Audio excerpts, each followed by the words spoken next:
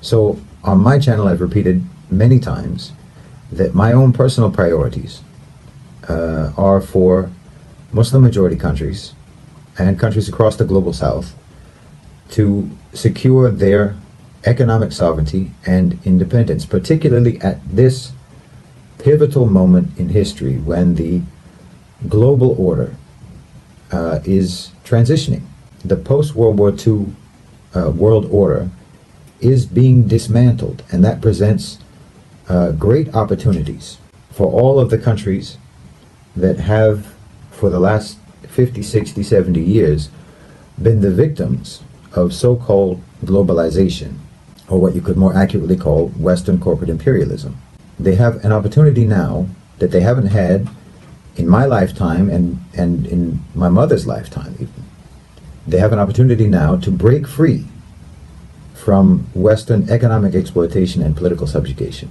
This is why so many of my videos have actually focused on the destabilization of Europe and how the owners and controllers of global financialized capital are pivoting away from Europe and away from the West. They're pivoting away from the old economic models that prioritized maintaining the prosperity of Western nations. So I focus on that a lot in many of my videos, and I talk about it a great deal because that signals that that era is ending and a new era is beginning. So the countries across the global south and in the Muslim world have to recalibrate their approach to the world, particularly in terms of their economic approach to the rest of the world and specifically to the Western world.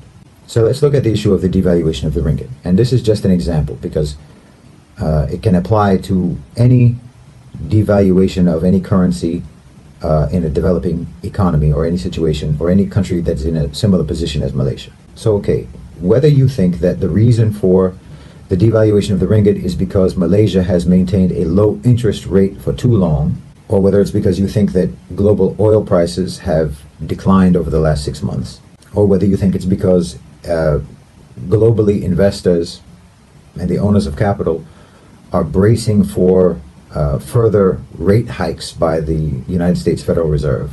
The underlying structural issue that gives any of those plausible factors any weight is Malaysia's uneven integration into the global economic system, and specifically its connection to Western economies and dollar dependence. That leaves Malaysia and any similarly positioned country vulnerable to external shocks. And the only way that they are allowed in this position to cushion themselves from those shocks or remedy the impact of those shocks is to make their economic management conform with the needs of Western economies. So it's like if you're squeezed into a seat on an airplane and you're sitting next to some giant passenger. Every time he shifts his position, you have to shift your position. Your position is entirely dictated by his position. If he moves, you have to move. Okay, so that is not economic sovereignty. That's not economic independence. So your real problem isn't this or that shock that happens when Western economies shift their position. Your real problem is that you are exposed to those shocks and you're vulnerable to those shocks. And that is the problem that you have to solve. And that means decoupling as much as possible from domineering Western economies, growing your domestic economy, and building stronger and more active trading and investment partnerships with regional economies, as well as with smaller economies even outside your region. Because when you're tied to an economy that's so big, like I said, it's like you're stuck on an airplane seat next to a giant. You have no room to move. You have to move however they move. But if you regionalize your economic relationships and interconnections, or else you restrict yourself, your economic connections and your partnerships with similar sized economies to your own or smaller ones, then you have a lot more freedom to move and operate.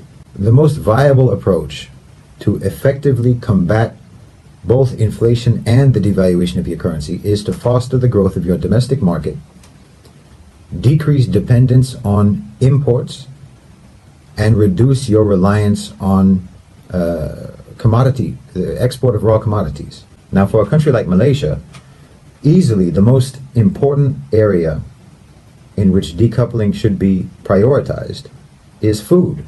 Malaysia is far too reliant on food imports. This creates the most dangerous type of uneven integration with the global economic system, and it makes Malaysia incredibly vulnerable.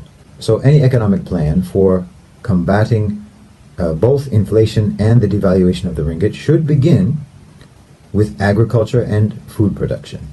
The government's first priority, in my opinion, should be the expansion of the domestic food market through fully localized supply chains. I mean, this would generate a ripple effect that would diversify and enhance other sectors of the economy, even including high technology. So step one, promote domestic food production. Give incentives to farmers, including small farmers, ranchers, etc., and to local agribusinesses. Diversify crops, increase fertilizer production, improve farming, transport, logistical infrastructure, increase research and development in agriculture to boost productivity and efficiency in the agricultural sector. And of course, promote domestic consumption of locally produced food and other goods so that you can reduce the dependence on imported goods, imported food, and eventually reduce even the presence of imported food and imported goods in your market. Food security is at the heart of a healthy, independent economy and a stable currency, because you are insulating yourself from the impact of external shocks. And we really have to also change our mindset with regards to FDI, for example. For way too long, we have accepted as truisms the neoliberalist perspective on trade and investment and so-called open economies. Everyone is competing to have, the much coveted top spot ranking in the World Bank's Ease of Doing Business Index. The idea is that, the easier it is for multinational corporations to enter your economy, the better. Whoever gets the most FDI wins. But FDI is not an absolute good. FDI can be either good or bad, depending on the terms and conditions that are applied to it, and depending on whether or not that investment helps to foster and grow and develop domestic industries, or whether or not it actually just serves the purpose of overtaking those industries. I mean, the neoliberal approach, the neoliberal system, tends towards enabling Western economies to exploit weaker economies and to undermine the economic sovereignty of countries in the global south. And a great deal of this is accomplished through FDI. Now, we've learned over the decades to sort of console ourselves with the argument that exploitation at least does create jobs, even if those jobs mean embedding our companies, embedding our countries, embedding our workforces in the value chains of foreign companies, as if multinational corporations are doing us a favor by letting them use our workers to boost their profits. That mindset has to change. Foreign investment needs to boost domestic businesses, boost domestic companies, boost domestic skills, domestic technology, domestic industry, and so on. It must be used to make our companies and our industries competitive. It must not be used to remove us from competition. Now, in a lot of ways, I think that Malaysia has actually done quite well in this regard, particularly like when you look at, say, the semiconductor industry.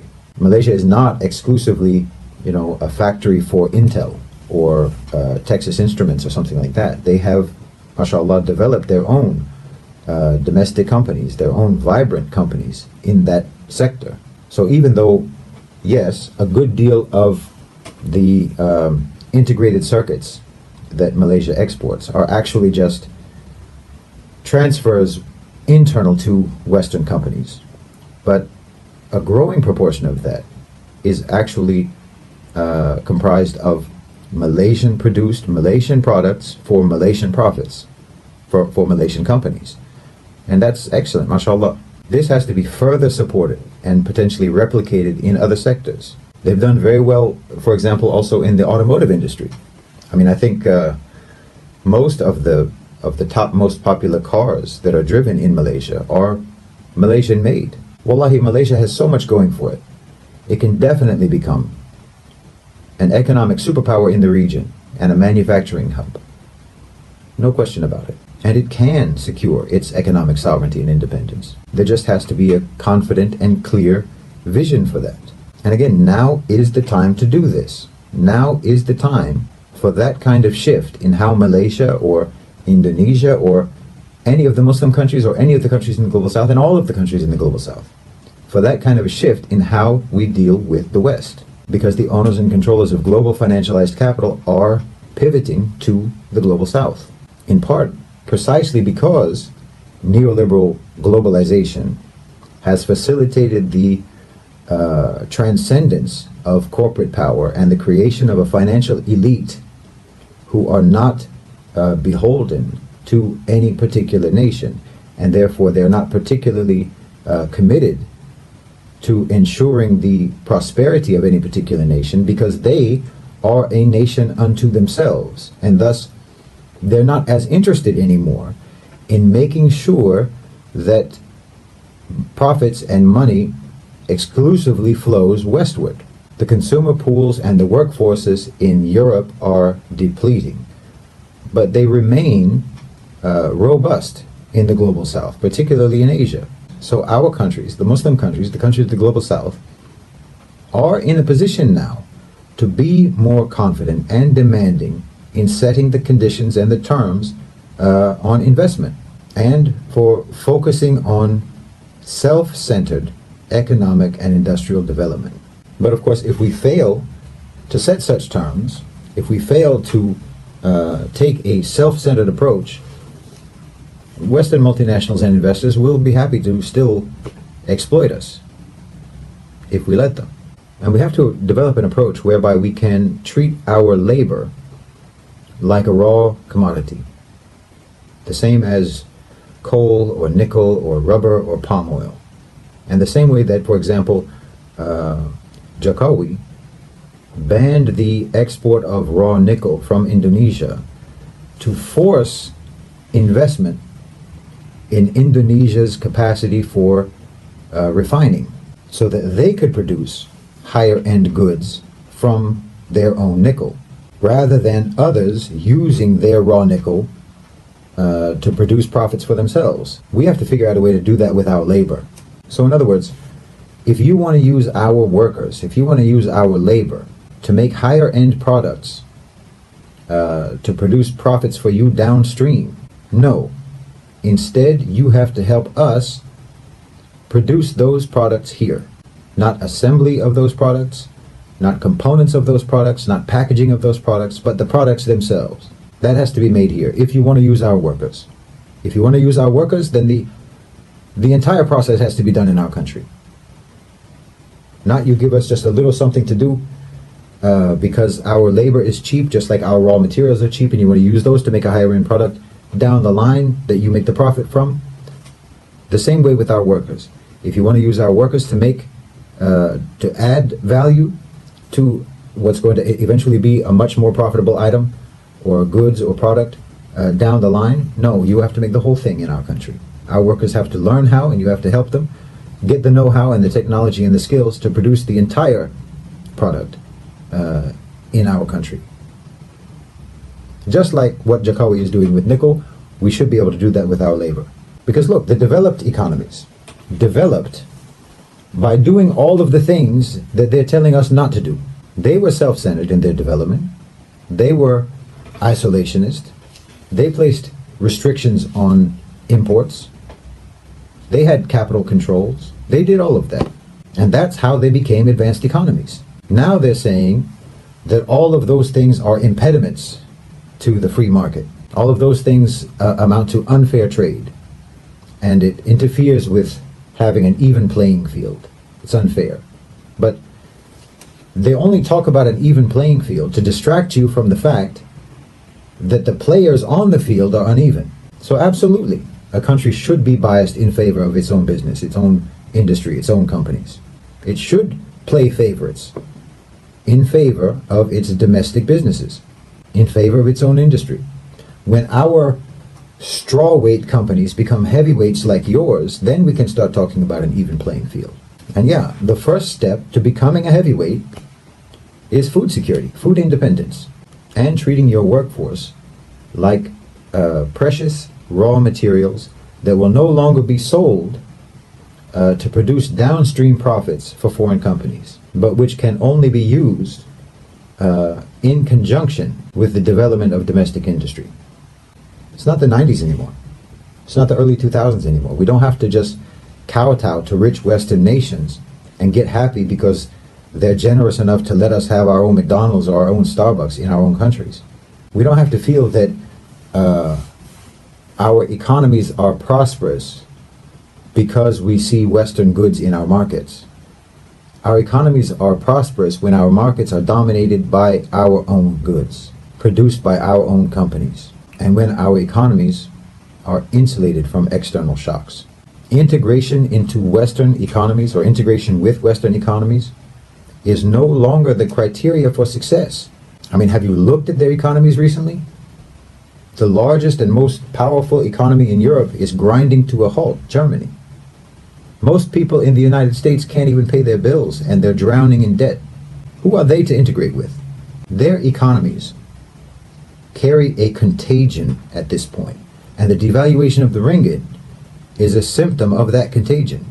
Decoupling as much as possible from Western economies and de-dollarization have to be the cornerstones of economic policy for Malaysia and for countries across the global south and the Muslim world. And again, the time is absolutely ripe for pursuing this.